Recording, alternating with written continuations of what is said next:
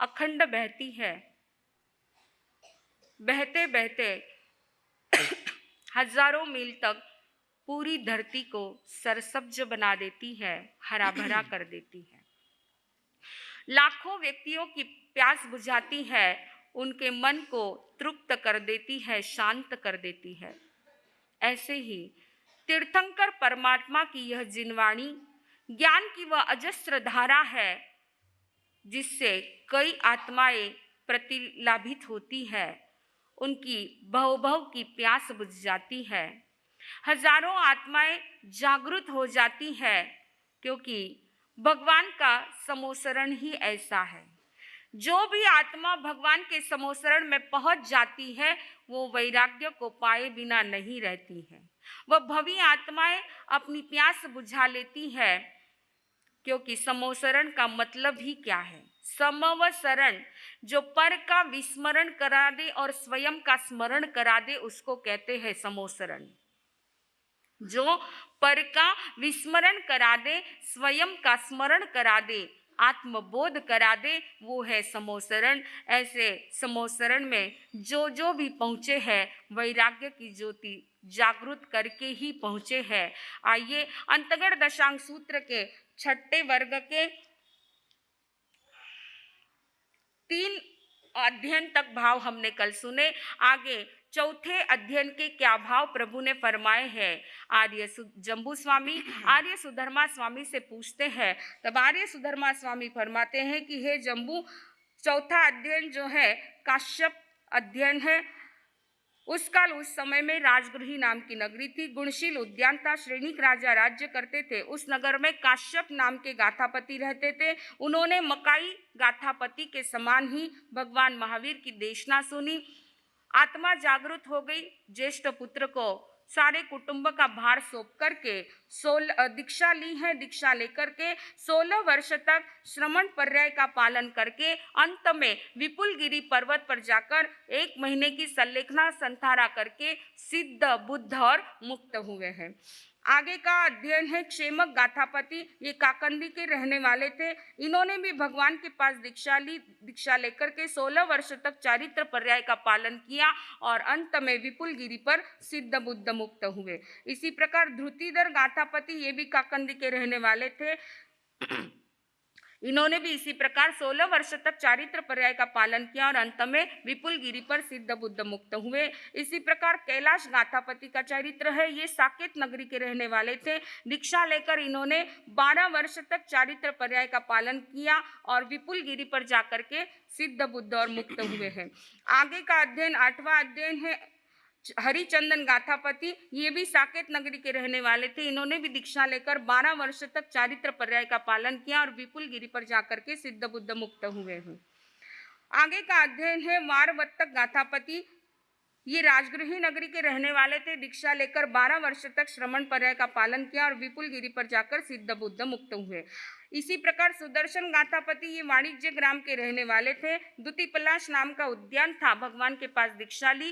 दीक्षा लेकर मात्र देखिए सबसे कम है 5 वर्ष तक श्रमण धर्म का पालन किया और विपुलगिरी पर जाकर के 1 महीने का संलेखना संथारा करके सिद्ध, बुद्ध और मुक्त हुए। यानी कैसी हड़ुकर्मी आत्मा होंगी, मात्र 5 साल में सारे कर्मों को नष्ट करके केवल ज्ञान, केवल दर्शन की ज्योति प्राप्त कर मोक्ष को प्राप्त कर चुके हैं। इसी प्रकार आगे पूर्णभद्र गाथापति का वर्णन है। ये वाणिज्य ग्राम के रहने वाले थे। इन्होंने भी 5 वर्ष तक संयम पर्याय का पालन किया और सिद्ध, बुद्ध, मुक्त हुए हैं।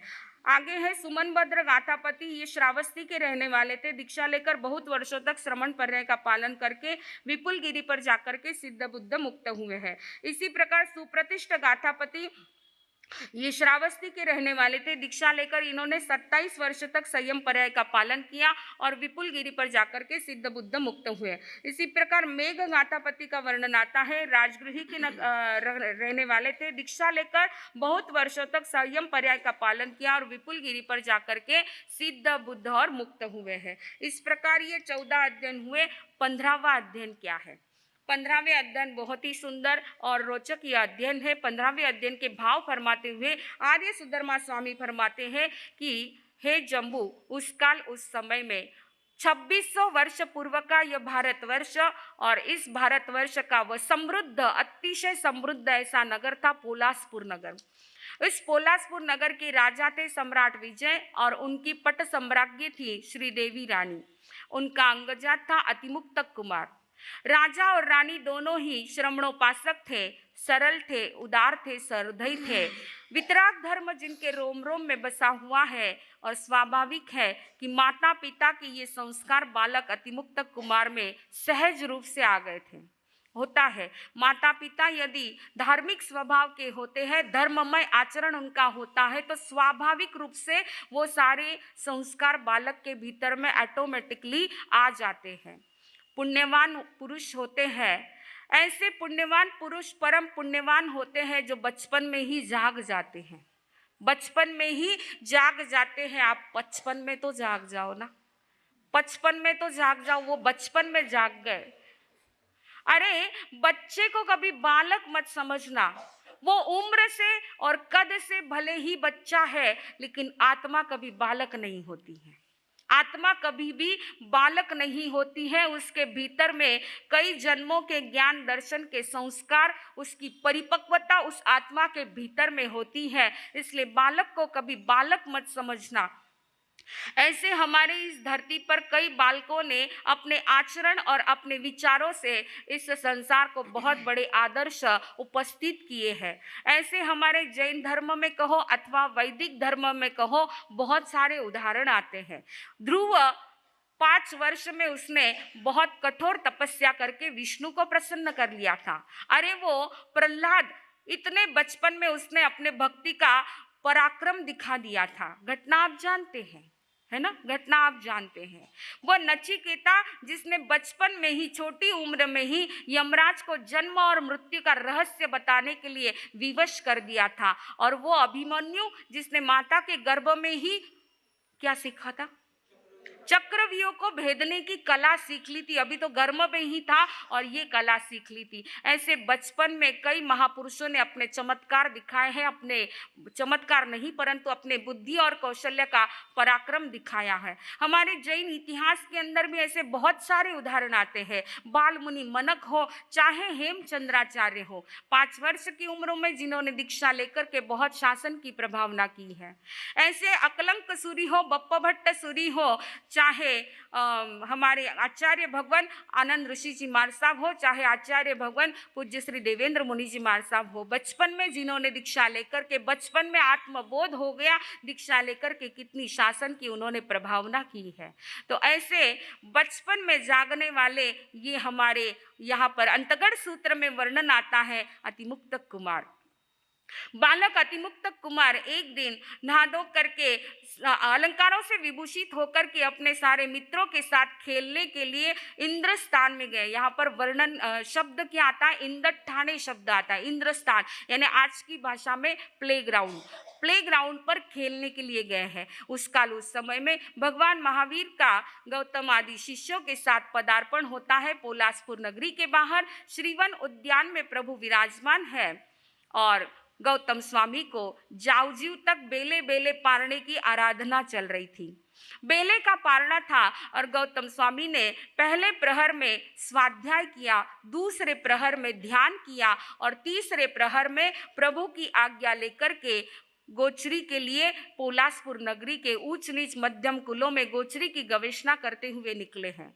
यहाँ पर एक चिंतन होता है कि गौतम स्वामी कितने साधुओं के नायक थे, कितने साधुओं के नायक थे।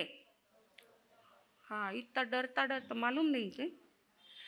14,000 श्रमणों के नायक थे गौतम स्वामी और वो स्वयं की पारने की गोचरी लेने के लिए खुद जाए। क्यों? दूसरे कोई साधु संत ला करके नहीं दे सकते थे क्या उनको? इतने जब बड़े गणधर है, प्रथम गणधर है, भगवान के शिष्य है, इतने 14,000 के वो नायक है, तो क्या बाकी के शिष्य उनको गोचरी ला करके नहीं देते? जहां देखो वहां वर्णन आता है गौतम स्वामी गोचरी के लिए गए, उसी तरह बाकी के गए, ऐसा वर्णन आता है। लेकिन इसका समाधान बहुत सुंदर है बंधुओं कि गौतम स्वामी शिष्य पहले थे, श्रमण और नायक बाद में थे। गौतम स्वामी शिष्य पहले थे, श्रमण और नायक बाद में थे। और श्रमण का अर्थ होता है जो कर्म निर्जरा के लिए श्रम करता है उसको श्रमण कहते हैं। कर्म निर्जरा के लिए जो श्रम करता है उसको श्रमण कहते हैं। गोचरी लाना ये कर्म निर्जरा का बहुत बड़ा साधन है, बहुत बड़ा साधन है। इसलिए गौतम स्वामी स्वयं गोचरी के लिए पधारते हैं। गौतम स्वामी पोलासपुर नगरी में उन्होंने प्रवेश किया है और इसी प्लेग्राउंड से होकर के गुजर रहे हैं और सहज रूप से बालक अतिमुक्तक की दृष्टि पड़ गई गौतम स्वामी के ऊपर। देखा, ओहो, ऐसे परम तेजस्वी पुरुष को मैंने पहले कभी नहीं देखा है। और बालक खेल छोड़ करके उनके पास आता है। देखिए बंधुओं, बालक को खेल इतना प्रिय होता है, खेल में वो इतने मशगूल हो जाते हैं कि माँ कितनी बार आवाज देती है लेकिन आते नहीं जल्दी। उनको भूख प्यास सर्दी गर्मी कुछ भी पता नहीं चलता है। कई बार हम लोग भी देखते, विहार करते हुए देखते, इतनी कड़ी तेज गर्मी होती है और उसमें वो क्रिकेट खेलते रहते हैं ग्राउंड के ऊपर, उनको गर्मी नहीं लगती है। खेल इतना प्रिय होता है कि खेल में आदमी सब कुछ भूल जाता है। तो ऐसा प्रिय खेल छोड़ करके भी अतिमुक्तक कुमार गौतम स्वामी के पास पहुंचे और पूछा, अहो देवानुप्रिय, आप कौन हो और इधर क्यों घूम रहे हो? छोटे से बालक ने जब प्रश्न पूछा है तो 4 ज्ञान 14 पूर्व के पाठी गणधर गौतम स्वामी वहां रुक गए और रुक कर के उन्होंने जवाब दिया, हे देवानुप्रिय, मैं साधु हूँ, श्रमण हूँ और गोचरी के लिए आया हूँ, भिक्षा लेने के लिए आया हूँ। अच्छा, आप भिक्षा लेने के लिए आए हैं तो आप मेरे घर चलिए ना, मेरी माँ जरूर आपको भिक्षा देगी। देखिए, बालक कहाँ पर है? प्लेग्राउंड पर है और क्या कह रहा है? मेरी माँ आपको जरूर भिक्षा देगी। उसको पता था कि घर में रसोई बन चुकी है, परंतु बालक हमेशा देखता था कि मेरी माँ हमारे द्वार पर जो भी व्यक्ति आता है, जो भी अतिथि आता है, उसका बहुत मान सम्मान करती है। कभी भी किसी भी अतिथि को खाली हाथ जाने नहीं देती है। ये आचरण उसने अपनी माँ का देखा हुआ है, इसलिए बिना विचारे उसने कह दिया कि आप मेरे घर चलिए, मेरी माँ भिक्षा जरूर देगी।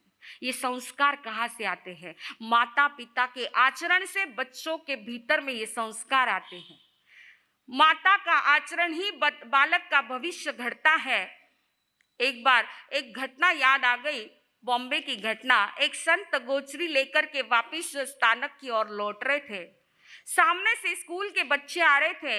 एक बच्चा नजदीक आया, स्कूल छुट्टी हुई थी, वो घर जा रहा था। संत को देखा, उसने वंदन किया है और कहा कि महाराज साहब जी, आपको मेरे घर गोचरी पधारना है। संत ने कहा, बच्चे से कहा कि मेरी गोचरी आ चुकी है, मैं स्थानक जा रहा हूँ, अब मुझे और आवश्यकता नहीं है और खप नहीं है।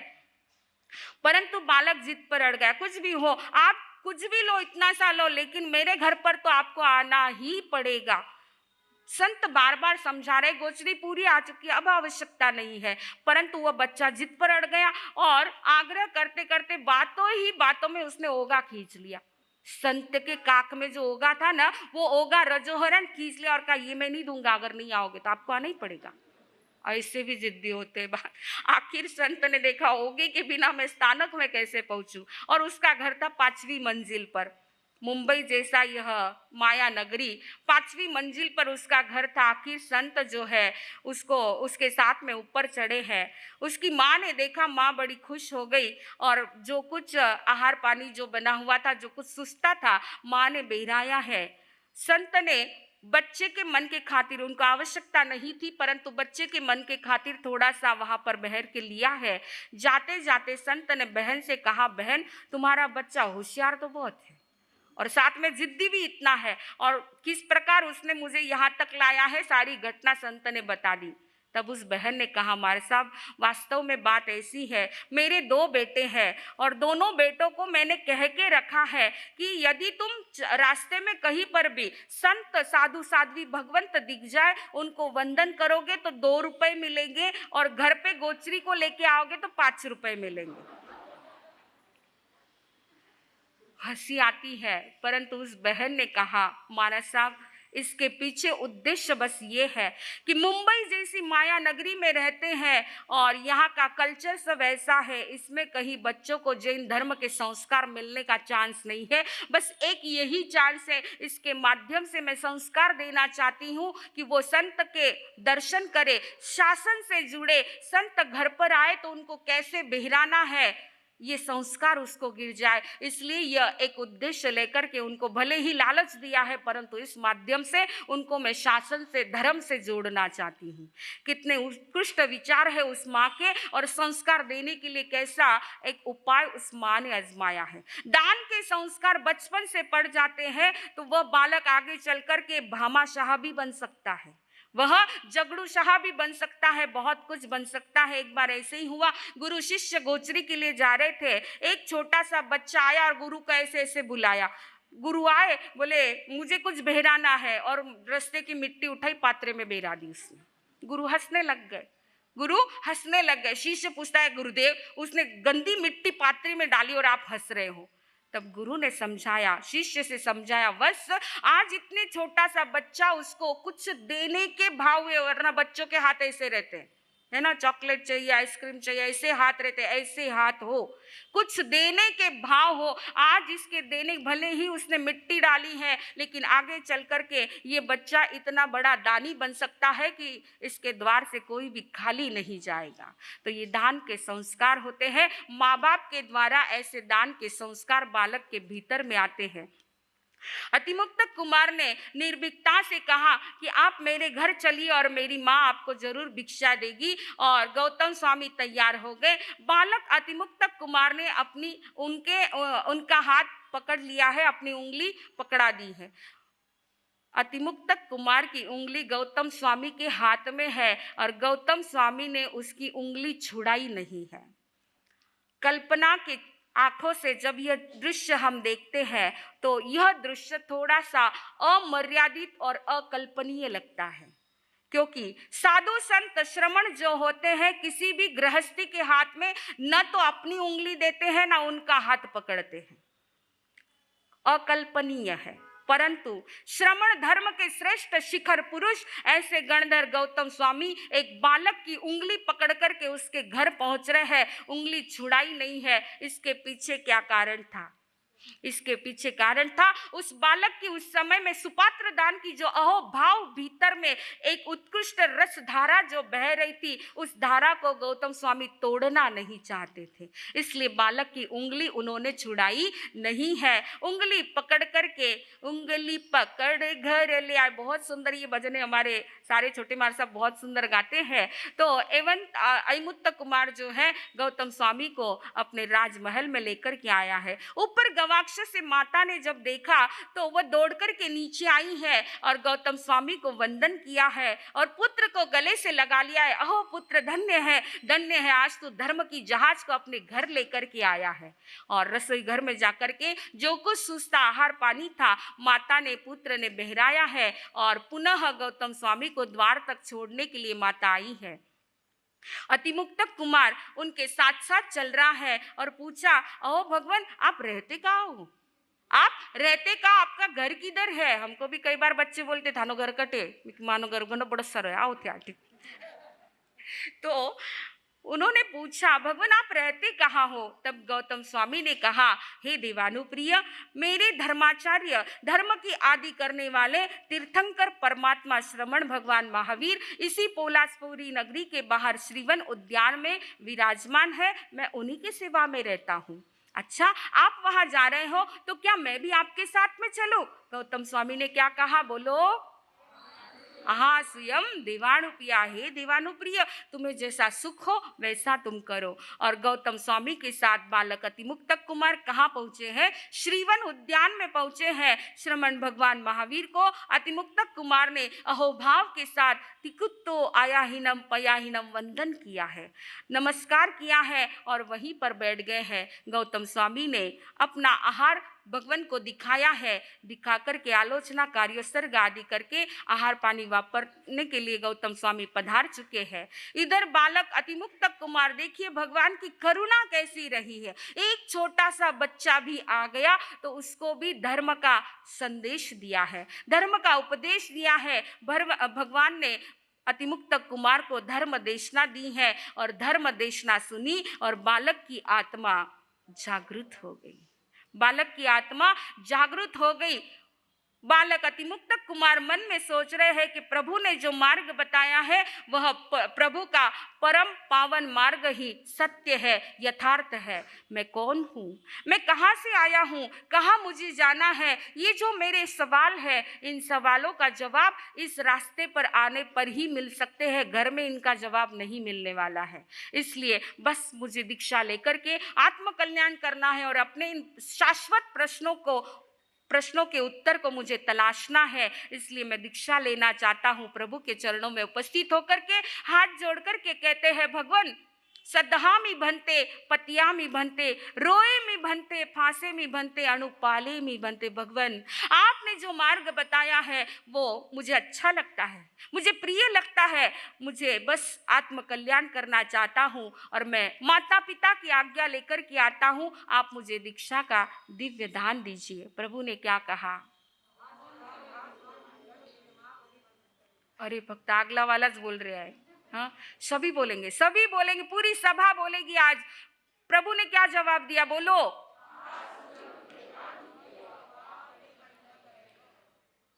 देवानुप्रिय, जैसा तुम्हें सुख हो वैसा तुम करो, लेकिन शुभ कार्य में विलंब मत करो।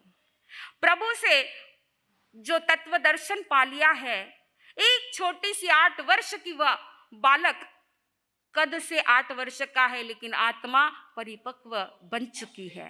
और ऐसा वह बालक जिसने भगवान का क्षणिक सानिध्य मिला है, छोटा सा सानिध्य भी उसके आत्मदर्शन को जागृत कर गया कि ऐसे आत्मदर्शन को, ऐसे दिव्य दर्शन को उसने पा लिया कि बड़े बड़े दार्शनिक को भी वो संभव नहीं होता है, जल्दी मिल नहीं सकता है। ऐसे आत्मदर्शन को प्राप्त कर अतिमुक्त कुमार अपने राजमहल की ओर लौट रहा है। अब उसे एक एक क्षण भी बड़ा लंबा और असह्य लग रहा है कि बस जल्दी से जल्दी मेरे माता पिता मुझे आज्ञा दे दे और मैं प्रभु के इस वेश को धारण करूं, इस रजोहरण को मैं ग्रहण करूं। ऐसा उन्हें भीतर में एक अपूर्व उत्साह है और बड़े प्रसन्न मन से अपने राजभवन में लौट रहे हैं। राजमहल में आए, माता ने देखा बच्चे का चेहरा बड़ा प्रसन्न है, खिला हुआ चेहरा है। माता ने पूछा, बेटा कहाँ गया था, क्या करके आया है? तब बालक ने कहा, माँ मैं भगवान के दर्शन करने के लिए गया था, मैंने भगवान को वंदन किया है। बेटा तुम्हारे नेत्र पवित्र हो गए हैं, तुम्हारे नेत्र पवित्र हो गए हैं। माँ मैंने भगवान की धर्म देशना को सुना है। अच्छा बेटा तुम्हारे कान पवित्र हो गए हैं। माँ भगवान के गुणगान और भक्ति करके बेटा तुम्हारी जबान पवित्र हो चुकी है। माँ मैंने भगवान की धर्म देशना सुनी और मुझे बहुत अच्छी लगी है। माँ बेटा तुम्हारा मन पवित्र हो गया है। माँ मैं अपने मात्र मन और तन को पवित्र नहीं बनाना चाहता हूँ, परंतु अपने जीवन को पवित्र और पावन बनाना चाहता हूँ, आत्म कल्याण करना चाहता हूँ। इसलिए मैं दीक्षा लेना चाहता हूँ। आप मुझे आज्ञा दीजिए, आप मुझे आज्ञा दीजिए। जैसे ही ये सुना माँ हंसने लगी। बेटा दीक्षा कोई खेल है, थोड़ी देर खेल लिया, घर पर माँ की याद आ गई, वापस घर पर आ गए, ऐसा नहीं होता है। ये खेल नहीं है, दीक्षा कोई खेल नहीं है। दीक्षा कोई खेल नहीं जो टीवी पे दिखाते हैं, दीक्षा कोई खेल नहीं जो टीवी पे दिखाते हैं। मोम के ये दांत कोमल, मोम के ये दांत कोमल, चाहे लोहे के चबाने हैं, लोहे के चने चबाने जैसा ये दीक्षा बड़ा कठोर एक आराधना है बेटा, ये खेल नहीं है। और अभी तुम समझते ही क्या हो? तुमको क्या समझ है? तुमने धर्म को क्या जाना है? तत्वों को तुमने क्या जाना है? अभी तुम बच्चे हो, ना समझ हो, नादान हो। जब तुम बड़े हो जाओगे ना, जब समझ मिलेगी, तब दीक्षा के बारे में सोचा जाएगा। अभी दीक्षा के बारे में विचार नहीं करना है। तुम तत्वों को क्या जानते हो? माता पिता ने जब ये पूछा कि बेटा तुम धर्म को क्या जानते हो, तत्वों को क्या जानते हो, तब बालक ने क्या जवाब दिया? जम चेव जानामि तम चेव न जानामि, जम चेव न जानामि तम चेव जानामि। हे माता पिता, मैं जिसको जानता हूँ उसे नहीं जानता हूँ, जिसे नहीं जानता हूँ उसे मैं जानता हूँ। माता पिता तो आश्चर्यचकित हो गए, ये क्या रहस्य भरी पहेलियां बुझा रहा है, किसको नहीं जानता और किसको जानता है, क्या है? कुछ समझ में नहीं आ रहा है, अच्छी तरह से समझा के बताओ। तब वो छोटा सा बालक अतिमुक्त कुमार कहता है, माता पिता, हे माता पिता, जिसने जन्म लिया है वो मरेगा अवश्य, ये मैं जानता हूं। ध्यान से सुनना, एक छोटा सा बालक कितनी गहराई तत्व भरी बातें कहता है, माता पिता को समझाता है कि जिसने जन्म लिया है वो मरेगा अवश्य, ये मैं जानता हूँ, लेकिन ये नहीं जानता कि वो कब मरेगा, कहाँ पर मरेगा, किस परिस्थिति में मरेगा, कैसे मरेगा, ये मैं नहीं जानता हूँ। लेकिन इसी के साथ मैं ये नहीं जानता हूँ कि व्यक्ति किस कारण से नरक में जाता है, तिर्यंश में जाता है, मनुष्य या देव गति में जाता है, ये मैं नहीं जानता। परंतु इतना अवश्य जानता हूँ कि व्यक्ति अपने ही कर्मों के कारण चारों गति में भटकता है, ये मैं जानता हूँ। इसलिए माता पिता, मैंने कहा जम चेव जानामि तम चेव न जानामि, जम चेव न जानामि तम चेव जानामि। इसलिए बस आप मुझे आज्ञा दीजिए और मैं आत्मकल्याण करूं, ऐसी मेरे लिए मंगलमय प्रार्थना कीजिए। माता पिता ने बहुत तरह से समझाने का प्रयास किया है, परंतु देखा कि बालक अपने निर्णय पर दृढ़ है। तब आखिर माता पिता ने कहा, ठीक है पुत्र, दीक्षा लेने के लिए मनाही नहीं करते हैं, परंतु एक इच्छा पूरी कर दो, एक छोटी सी इच्छा पूरी कर दो कि तुम्हें एक दिन के लिए तो भी तुम्हारी राज्यश्री देखना चाहते हैं, एक दिन के लिए तो भी तुम्हें राजा बना हुआ देखना चाहते हैं, इतनी सी इच्छा तो पूरी कर दो। और बालक अतिमुक्त कुमार माता पिता के इस आग्रह को टाल नहीं सके, मौन हो गए हैं। मौन स्वीकृति समझ करके उनका राज्याभिषेक किया है। छोटा सा बालक राज सिंहासन पर विराजमान है, राजमुकुट सिर पर है और सामने पिता हाथ जोड़ करके, माता पिता हाथ जोड़ करके खड़े हैं। नए राजा का क्या आदेश है हमारे लिए, नए राजा का क्या आदेश है हमारे लिए। तब नए राजा क्या कहते हैं, मेरे दीक्षा की तैयारी की जाए। राज सिंहासन का प्रलोभन भी जिनको लुभा नहीं सका है, संसार में अटका नहीं सका है, और दीक्षा की तैयारी करने का आदेश दिया है। तब माता पिता ने देखा कि अब वास्तव में ये रुक नहीं सकता है। बहुत बड़े महाअभिनिश्रमण के साथ में, बहुत ठाट-बाट के साथ बालक अतिमुक्त कुमार की यह दीक्षा का वरघोड़ा श्रीवन उद्यान में पहुंचता है और स्वयं ही अपने हाथों से फटाफट, आप देखते हो ना मोबाइल पर कई बार ये दीक्षा के दृश्य देखते हो, छोटे छोटे बालक किस प्रकार दीक्षा लेते हैं, कितना आनंद और कितना उत्साह होता है। फटाफट सारे आभूषण आदि सब कुछ उतार दिया है, पंचमुष्टि लोच किया है और प्रभु ने उनको दीक्षा का मंत्र पाठ सुनाया है, दीक्षा ली है। बंधुओं, वृद्ध अवस्था में जो व्यक्ति दीक्षा लेता है वह दीक्षा चांदी के समान मानी जाती है। युवावस्था में जो दीक्षा लेता है वह दीक्षा सोने के समान मानी जाती है और बचपन में जो दीक्षा लेता है वह दीक्षा डायमंड के समान मानी जाती है, हीरे के समान मानी जाती है।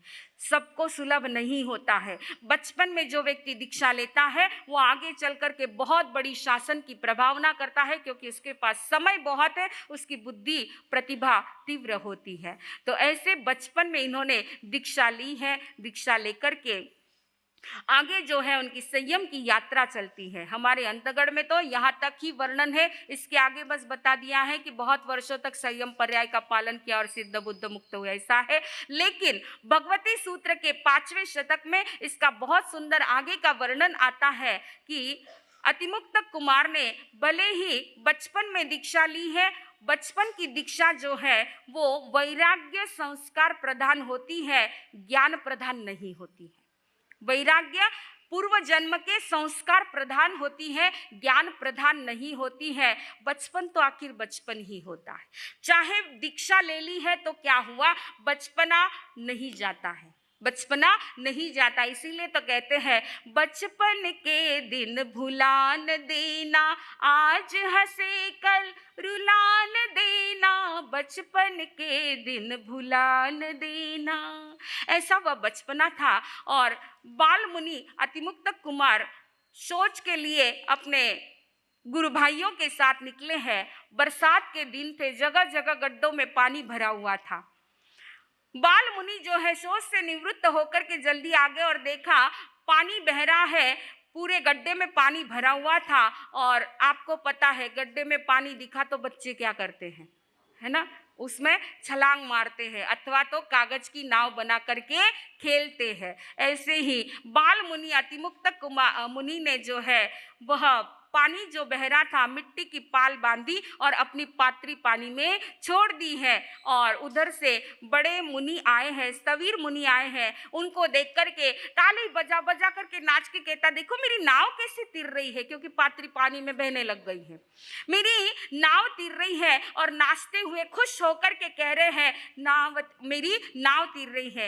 एवंता मुनिवर नाव तीराई बहता नीर में, एवंता मुनिवर नाव तीराई बहता नीर में। नाव तीरे म्हारी नाव तीरे यू मुख सु शब्द उच्चारे, साधा के मन शंका उपजी क्रिया लागी थारे हो। एवंता मुनिवर नाव तीराई बहता। साधु सारे क्षुब्ध हो गए। ये दृश्य देख करके आंखें चौड़ी हो गई, अरे क्या करता है, कितना अबोध है तू, तुझे इतनी समझ नहीं, तूने दीक्षा ले ली है और दीक्षा लेने के बाद इस प्रकार कच्चे पानी में पात्री डाल करके नाव तीरी और खुश हो रहा है, ऊपर से नाच रहा है। कितने दोष, कितने जीवों की हिंसा हो गई है, कितनी विराधना हो गई है। साधुओं के ऐसे वचन सुनकर के बालक सहम गया, फटाफट पात्री उठा ली, झोली में डाली और चलने लग गए हैं। अतिमुक्त कुमार चल रहे हैं, पीछे से साधु स्थवीर जो है कठोर व्यंग भी कस रहे हैं कि पता नहीं कैसे कैसे छोटे छोटे बच्चे को भगवान दीक्षा दे देते हैं, अभी इतनी भी समझ नहीं है उसको। ऐसे कच्चे पानी में पात्री डाल दी और नाच रहा है ऊपर से, पता नहीं इसके कितने कर्म बंधे होंगे और कितने भव करने पड़ेंगे। सारे संतों के साथ अतिमुक्त कुमार मुनि प्रभु के चरणों में पहुंचे हैं। प्रभु तो गटगट के ध्यातनाथ है, सब कुछ देख चुके थे, जान चुके थे। फिर भी स्थवीर मुनियों ने भगवान से पूछा, भगवान आपका यह बाल मुनि अतिमुक्त कुमार श्रवण कितने भव करेगा, कितने भव करेगा। तब प्रभु ने फरमाया, हे साधु संतों, हे स्थवीर मुनियों, यह मेरा बाल शिष्य भद्र है, विनीत है, सरल है, चरम शरीरी जीव है, चरम शरीरी जीव है, इसी भव में मुक्ति प्राप्त करने वाला है। संतों को क्या पता था कि खेल खेल में नाव तिराने वाला एक दिन हमसे भी पहले संसार के इस सागर से अपनी नौका को तिरा लेगा, उनको क्या पता था। प्रभु ने बताया ये छोटा है, परंतु हालांकि इसने गलती की है, हालांकि इसने गलती की है, परंतु इस गलती को प्रेम से सुधारा भी जा सकता है। डांट फटकार मत करो, इसकी हिलना निंदा मत करो, इसकी सेवा करो, इसकी विनय भक्ति करो। यह चरम शरीरी जीव है, विनयी है, नम्र है, सरल है।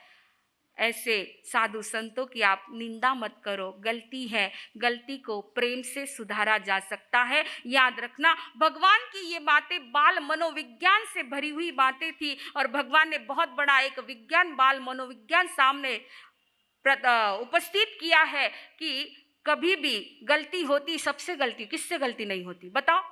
चाहे छोटा हो या बड़ा हो, हर व्यक्ति से गलती होती है। गलती के बिना मनुष्य होता नहीं, मानव मात्र और भूल का पात्र होता है। गलती होती है, लेकिन गलती को प्रेम से, वात्सल्य से सुधारा भी जा सकता है। हो सकता है तुम्हारी डांट फटकार से वह तुमसे नफरत करने लगेगा, तुमसे दूर रहने लगेगा, तुम्हारे नजदीक नहीं आएगा, अपने मन की बात भी तुम्हारे सामने नहीं कहेगा, क्योंकि उसको पता है छोटी सी भी बात कुछ कहो तो हमेशा डांटते ही रहते हैं, हमेशा डांटते ही रहते हैं। इसलिए ये बात ध्यान में रखना, बच्चों को जितना ज्यादा डांटोगे उतने बच्चे आपसे दूर होंगे और फिर आपसे बहुत सी बातें छिपाने लगेंगे, क्योंकि उनको पता है अगर कह दिया तो हमको डांट मिलने वाली, फटकार मिलने वाली है।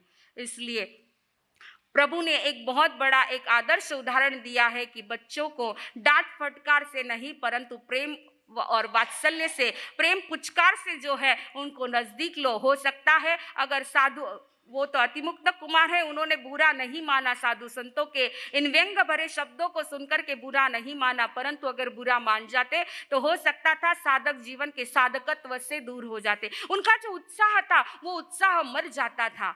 इसलिए याद रखो, हमेशा डांटो मत, कभी बहुत आवश्यकता होती है तो बात अलग है, बाकी हमेशा डांटते रहोगे तो बच्चे आपसे दूर हो जाएंगे, अपनत्व निर्माण नहीं होगा।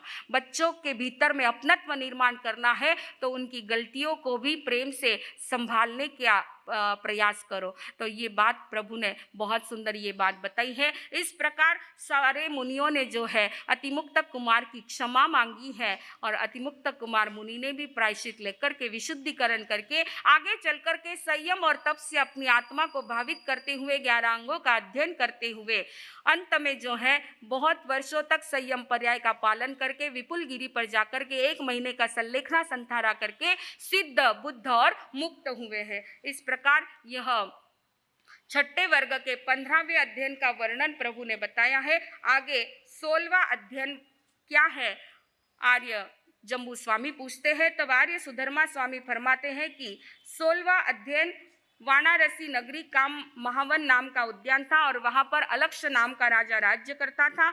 उस काल उस समय में भगवान वाराणसी नगरी पधारे हैं, भगवान की एक देशना सुनी, वैराग्य की ज्योति जागृत हुई है और उन्होंने जो है अपने ज्येष्ठ पुत्र को राज्य सौंप करके दीक्षा ली है। दीक्षा लेकर के 11 अंगों का अध्ययन करके बहुत वर्षों तक चारित्र पर्याय का पालन करके विपुल गिरी पर जाकर के सिद्ध, बुद्ध और मुक्त हुए हैं। इस प्रकार यह छठा वर्ग पूर्ण होता है। 7वें वर्ग के क्या भाव प्रभु ने फरमाए हैं, आर्य जम्बू स्वामी पूछते हैं, तब आर्य सुधर्मा स्वामी फरमाते हैं, हे जम्बू 7वें वर्ग के 13 अध्ययन प्रभु ने फरमाए हैं। नंदा, नंदवती, नंदोत्तरा, नंद श्रेणिका, मरुता, सुमरुता, महामरुता, मरुदेवा, भद्रा, सुभद्रा, सुजाता, सुमनातिका और भूतदत्ता। इस प्रकार ये सारी की सारी 13 जो है श्रेणिक राजा की रानियां थी। भगवान की देशना सुनी, आत्मा जागृत हुई, श्रेणिक की आज्ञा लेकर के दीक्षा लेती है। दीक्षा लेकर के सभी ने जो है 11 अंगों का अध्ययन कर 20 वर्ष तक संयम पर्याय का पालन करके सिद्ध, बुद्ध और मुक्त हुई है। इस प्रकार यह 7वें वर्ग के सारे भाव आज हमने सुने हैं। अब 8वें वर्ग के क्या भाव प्रभु ने फरमाए हैं, अवसर आने पर कल देखा जाएगा। बोलिए भगवान महावीर स्वामी। आगमे तिविहे पणते तंजहा सुत्ता गमे अट्ठा गमे तदु भयागमे। इस तरह 3 प्रकार आगम रूप ज्ञान के विषय में जो कोई अतिचार लगा हो तालुम, जम वाइदम वच्चामेलियम हिणक्षरम अचक्षरम पयहीनम विनयहीनम जोगहीनम घोषहीनम सुट्ठु दिन्नम दुट्ठु परिचयम अकाले कौसज्जाओ काले न कौसज्जाओ असज्जाए सज्जायम सज्जाए न सज्जायम भणता गुणता विचारता ज्ञान और ज्ञानवंत पुरुषों की अविनय आशातना की हो तो तत्समिच्छामि।